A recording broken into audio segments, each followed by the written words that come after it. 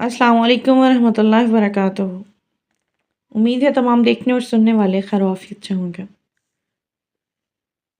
मेरा नाम है बिस्मा साबिर चौधरी और आप देख रहे हैं बिस्मा साबिर ऑफिशियल।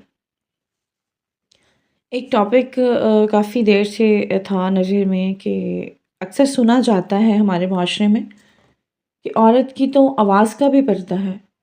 औरत की आवाज़ किसी गैर महरम के कानों में जाए तो ये बिल्कुल मतलब कि नाजायज़ और हराम करार दिया जाता है। किसने कह दिया कि औरत की आवाज़ का पर्दा है? कुरान की आयत तो बिल्कुल वाज़ेह है। अल्लाह ताला कुरान में सूरत अहज़ाब की आयत नंबर 32 में फ़रमाता है, फ़ला तख़्दअन बिलक़ौलि फ़यत्मइल्लज़ी फ़ी क़ल्बिही मरदुन वक़ुल्न क़ौलन मअरूफ़ा, कि नरम लहजे में बात ना करो ताकि वो शख्स जिसके दिल में किसी तरह का मर्ज़ है वो किसी लालच में पड़ जाए, बल्कि सीधी बात किया करो।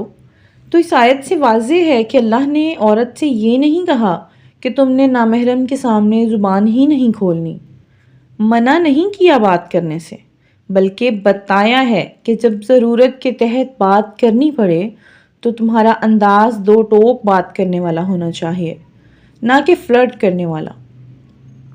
तो अभी भी जो लोग समझते हैं कि औरत नामहरम के साथ ज़रूरत के तहत भी बात नहीं कर सकती, तो फिर आप ऐसा करें कि तमाम औरतों को प्लैनेट अर्थ से उठाकर मार्स पर शिफ्ट करते हैं, क्योंकि औरत और मर्द दोनों माशरे का हिस्सा हैं।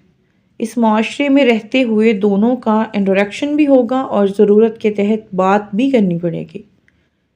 यही वजह है कि अल्लाह ने कुरान में बात करने का तरीका और अंदाज़ वाज़े किया है। तो बस इसी तरीके को हमें अडॉप्ट करना है।